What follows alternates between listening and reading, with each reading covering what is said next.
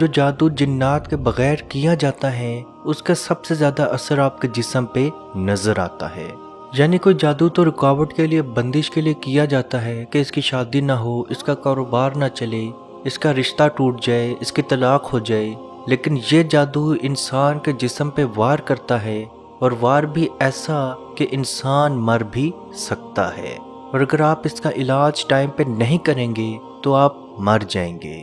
نبی پاک صلی اللہ علیہ وآلہ وسلم پہ جو جادو کیا گیا تھا وہ کہ جنات یا کسی جن کے ذریعے نہیں کیا گیا، بلکہ وہ جادو جن یا جنات کی مدد کے بغیر کیا گیا۔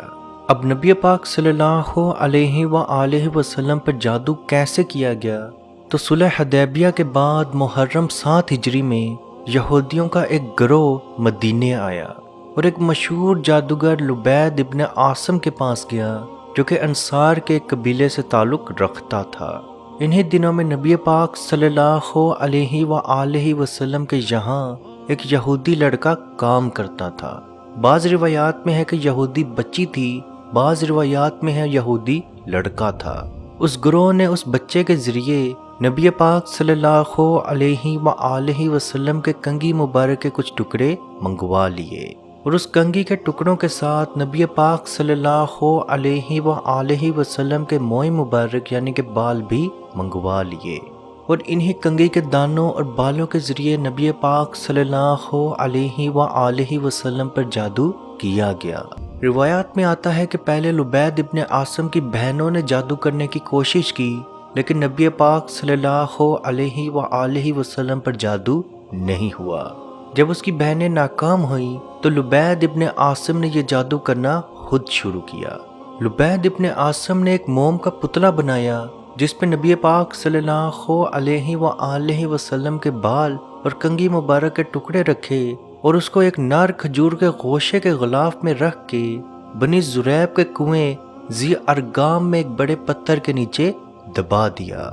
روایات میں آتا ہے کہ نبی پاک صلی اللہ علیہ وآلہ وسلم پہ یہ جادو 1 سال تک موجود رہا، اور آخر کے 40 دنوں میں اس جادو نے اپنا اثر دکھانا شروع کیا، اور آخری 3 دنوں میں اس کی شدت بہت زیادہ بڑھ چکی تھی۔ نبی پاک صلی اللہ علیہ وآلہ وسلم کو اپنے کندھوں پہ بہت زیادہ بوجھ محسوس ہوتا تھا، آنکھوں کی بینائی بھی کمزور سے کمزور تر ہوتی جا رہی تھی، اور ایسا محسوس ہوتا تھا کہ کوئی کام کر لیا، کسی جگہ سے ہو آئے، لیکن وہ کام نہیں کیا ہوتا تھا۔ اما عائشہ رضی اللہ تعالی عنہا سے مروی ہے کہ ایک مرتبہ نبی پاک صلی اللہ علیہ وآلہ وسلم میرے پاس موجود تھے اور لیٹے ہوئے اللہ پاک سے یہ دعا مانگ رہے تھے، اے اللہ مجھ سے میری بیماری دور فرما، اے اللہ مجھ سے میری بیماری دور فرما، اور یہی کہتے کہتے سو گئے۔ جب بیدار ہوئے تو فرمایا، اے عائشہ میں نے جو اپنے رب سے بات پوچھی تھی اس نے مجھے بتلا دی۔ جب اما عائشہ رضی اللہ تعالی عنہا نے پوچھا تو آپ صلی اللہ علیہ وآلہ وسلم نے فرمایا، خواب میں 2 شخص میرے بستر کے قریب آئے، ایک میرے سرہانے اور ایک میرے پاؤں کے پاس کھڑا ہو گیا۔ ایک نے دوسرے سے پوچھا، اس پر کیا ہوا ہے؟ تو دوسرے نے جواب دیا، اس پر جادو ہوا ہے۔ تو پہلے نے پوچھا، یہ جادو کس نے کیا؟ تو دوسرے نے جواب دیا، یہ جادو لبید ابن عاصم نے کیا۔ تو پہلے نے سوال کیا، یہ جادو کیسے ہوا؟ تو دوسرے نے جواب دیا، کنگھی اور بالوں کے ذریعے یہ جادو کیا گیا۔ تو پہلے نے پھر سوال کیا، یہ جادو کہاں ہے؟ تو دوسرے نے جواب دیا، بنی زریب کے قبیلے ذی ارگان میں ایک بڑے پتھر کے نیچے یہ دبا ہوا ہے۔ تو پہلے نے سوال کیا کہ اس کا علاج کیسے کیا جائے؟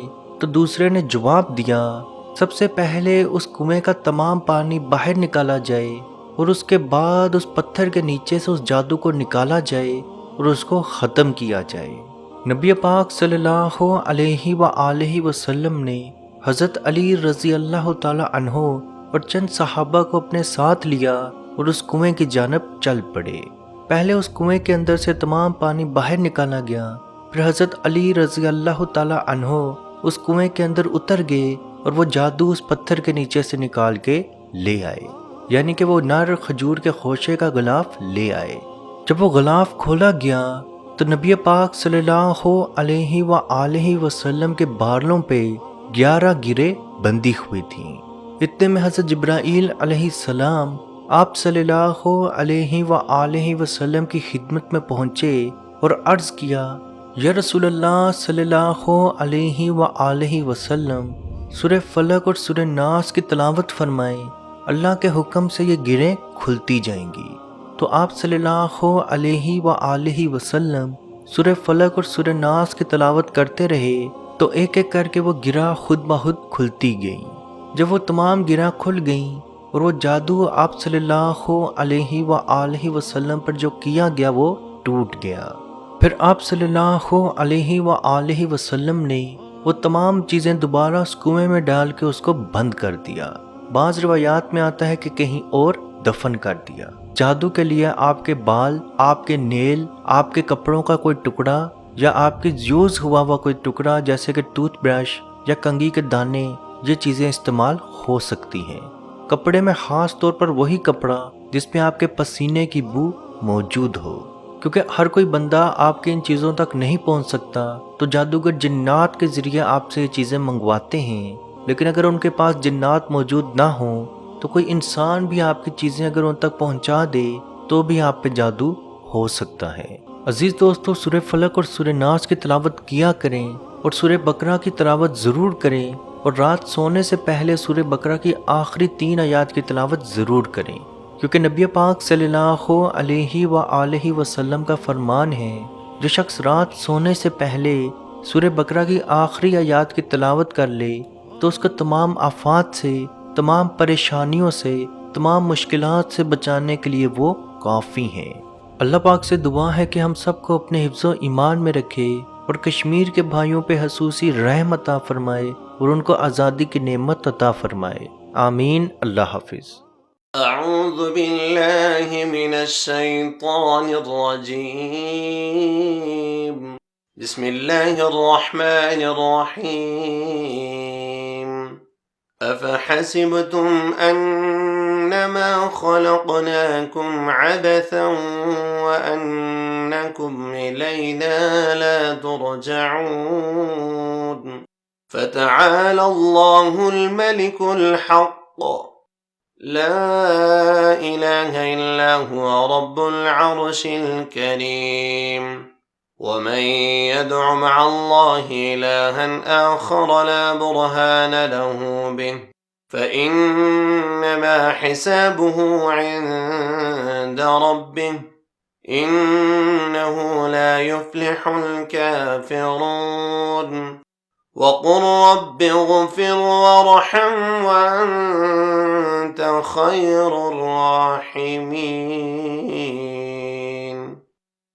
مت پوچھئے کہ کیا ہے سرکار کی گلی میں،